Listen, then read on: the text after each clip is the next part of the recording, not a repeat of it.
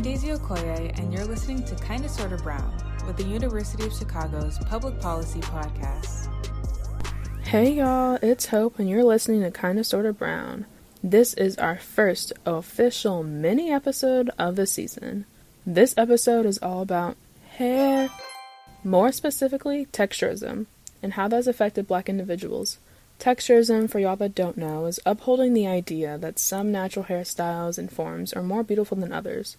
Meaning, many people see wavy and looser curls as pretty and beautiful, while more kinky and curly hair, also known as type 4 hair, is often seen as ugly or unkept, which we all know is not the case.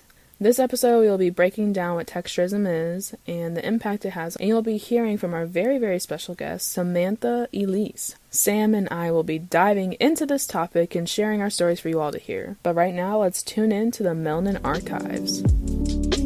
Let's dig into the Melanin Archives.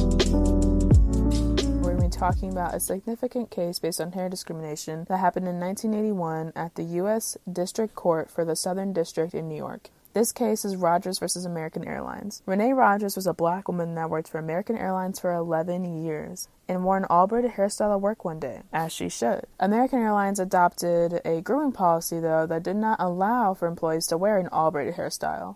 So Rogers took this to court as discrimination against race and sex. This court ruled that it wasn't discrimination against sex because males could wear braids if their hair grew to be that long. And it wasn't discrimination against race because prior to Rogers wearing an all-braided hairstyle at work, cornrows were popularized in the media after a white actress in the movie 10 wore that hairstyle and called it Bo Derek braids. Since this happened prior to the case, the court ruled that they cannot prove that braids were culturally significant to Black individuals and have only been worn solely by Black people. They said that this grooming policy affected everyone and not just Black people, and that's why they cannot base it off discrimination against race.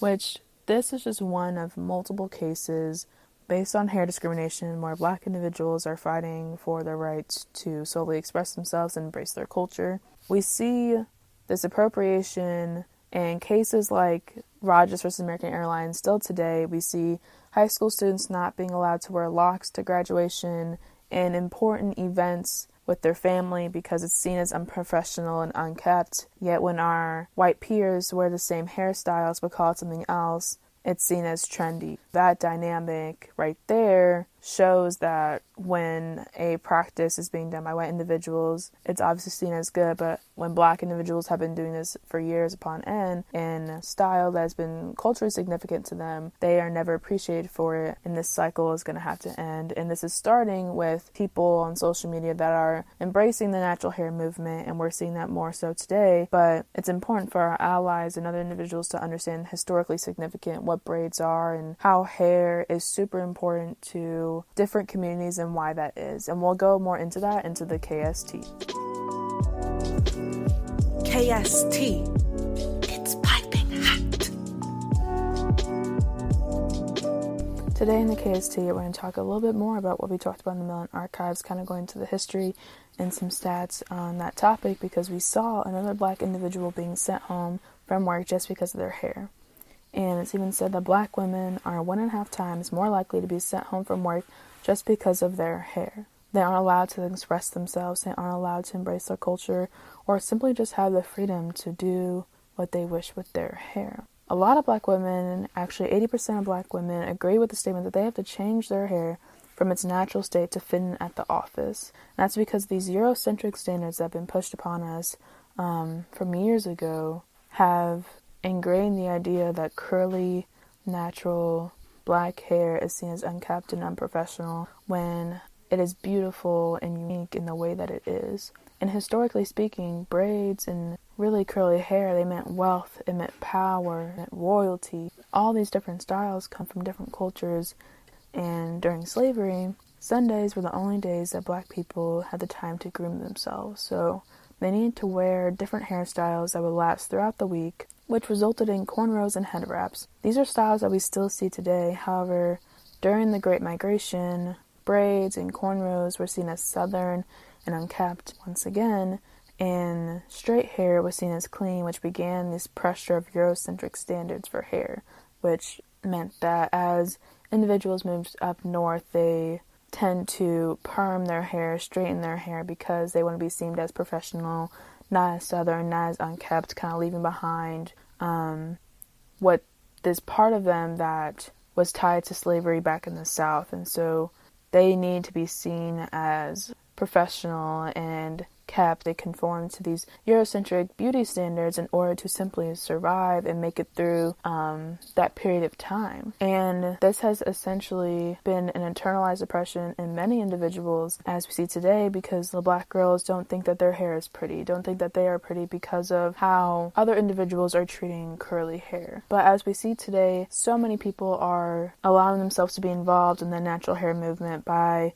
teaching each other how to take care of natural hair, what products to use, learning about the products that help moisturize their hair and keep the curls in the way that they want it to be, and allowing them to fully express themselves and embrace who they are as Black individuals, reclaiming that as a powerful movement. And we're going to be talking more about that with our speaker Sam in the Brown Breakdown. It's the Brown Breakdown.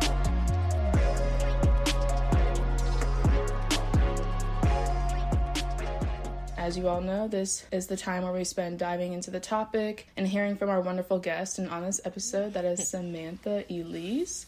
After stopping her ballet career in May of 2019, Sam started working in retail at Aritzia. Sam started off as a stylist there, and within a year of being there, she was given 3 raises and promoted to management. Sam works there full-time and has created an amazing relationship with the company. Outside of retail, she's premiered her personal styling and wardrobe consulting via Instagram and has started growing her own clientele outside of her job and also maintaining an amazing blog. So, Sam, we are excited to have you with us today to have this conversation. So glad you're here. Very excited. So, just want to ask the question of, what has your relationship with hair been? How has that affected any of the spaces that you've been in? How has your relationship with hair changed? If you want to talk a little bit about that and your story. Yeah, for sure. So, as Hope knows, I've been doing ballet since I was 3, and ballet is a very whitewashed industry, and I think that there is sometimes this unspoken pressure of what your hair should be as a POC, and obviously within that we have a lot of different textures. I have very kinky, curly 4C hair, so right off the bat it was always straightening, getting it as flat as possible to get it in a bun, basically doing whatever I could to make my hair look like everybody else's. And it was never put in a contract, you have to straighten your hair, till it's down to nothing. But again, it's like that unspoken pressure of, we want everybody to look uniform, so how do I get my 4C hair to look like straight white girl's hair? You straighten it, or you relax it, or you do whatever you have to do. Obviously, while I'm dancing, I'm passionate about it, so I did it. I didn't really think much of it because, for a lot of people, hair is hair. It's not that big of a deal. But this really had a lot to do with how far you get in this industry, which is an issue within itself. Anyways, I always just did what I had to do. And obviously over the years, when you put that much heat on your hair, you start to see changes in it. But at the end of the day, that is the goal that you're chasing. You want it to look clean. You want it to look how they want it to look. And I think when I moved to Boston, I realized that my hair was getting a lot shorter, but the pressure was higher. It was a more serious training facility, so uniform was just a must. Again, it wasn't a discussion they had with me. It was just, we want your hair to be slick, clean. This is a pre-professional environment, and that's what it's going to be. I always hated it, though, because I couldn't do much else. If my hair was in a bun, it was in a bun. You know what I mean? It's staying in a bun all day. I can't go from bun to, hair down, half up, ponytail. By that time, my hair was just brittle, and it was doing what it had to do. And I actually learned that your hair learns to shape to whatever you do the most. It's like you're training your hair to do things. So my hair remained in a bun shape. It was just up. It just knew how to be slicked. It knew how to be in, enough of a bun. And that's what I had to live with, I guess, inside and outside of the studio. Obviously, I didn't like it. I was around girls who could do whatever after class, they let their hair down, you know, it's been a hard day. Like, I could never do that. So I will say, like, when I was dancing, I definitely had an unhealthy relationship with my hair. I actually had a pretty bad experience at that ballet facility. I won't say too many names, related to hair, where there's supposed to be like a hair down class. And as I was just explaining, like, that's not a natural thing for my hair to do, even though it was relaxed, I guess, like for years at that point, where, yeah, so it was a hair down class and I was expected to put my hair down, and I had to talk to the teacher in front of a class of all white girls as the only black girl in their entire school, and explain to her how my hair can't just go down, and rather than it being an understanding, supportive situation, I was looked at as if I was trying to, like, I don't know, go against her authority. And then I was just kind of targeted the rest of the class. You know, we're doing these exercises back and forth, obviously all hair related. My hair's still in a bun. You know, we have the little girls in the window watching us. You know, they aspire to be at the level that we're at, and they're just looking at me confused. I was told to imagine that I had long blonde hair, or that I should have been brought a scarf. Yes. Yeah. So I have never felt like so embarrassed in my entire life. Plus, I just didn't understand how it wasn't understood that, like, not everybody's hair moves like that. You know what I mean? Like, I just thought in, what was it, maybe 2018, 2017, that should be understood, but I guess it was not. Anyways, left that class like a wreck, crying, panic attacks, crazy, but, you know, dancers, we pull it together.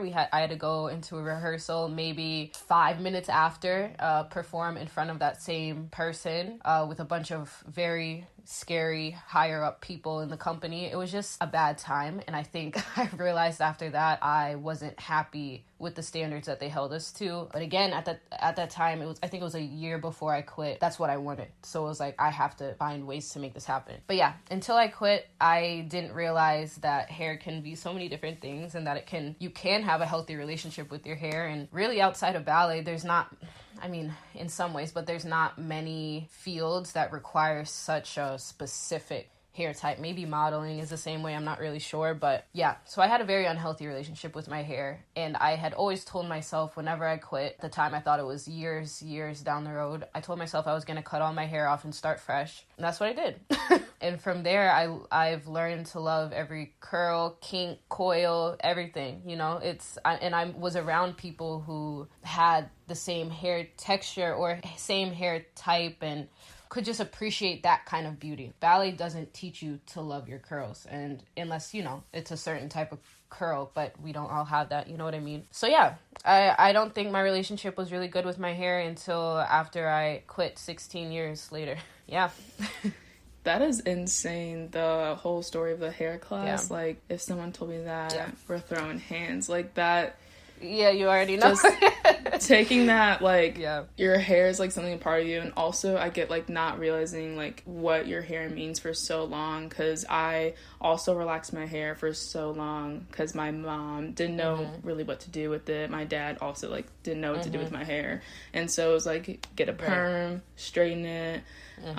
For years, I think my freshman year, I did it from like second, third grade up until like my freshman year of high school, and not even realizing like the impact that it has, and also like how it is so hard to like bounce back from that. Like, even still today, like I'm still trying to like figure out what I can do with my hair and how to work with it. But yeah, it's crazy. Like you said, like you were passionate about ballet, and like how we have to conform to these standards and kind of like change ourselves to fit into these spaces, like spaces that like we care about, things that we are passionate about, but we have to conform ourselves to make other people comfortable. For me, it kind of affected me just a little bit, especially like growing up in a biracial household. When I would go to like my white side, and they were like, oh, like can I touch your hair, and like all these things. But then even for my hair, like I have looser curls and things like that, so my peers, like, you know, with the kinky curly hair, I can't even imagine like how that has affected like you mentally and things like that, because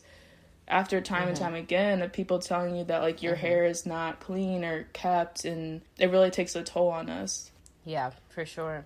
Yeah, especially for me, like I'm adopted. I live in an all-white family. Often it's easy to kind of look into my life and say, oh, you know, my hair was straightened because of that. And that's actually the exact opposite. Like, my mom learned to, you know,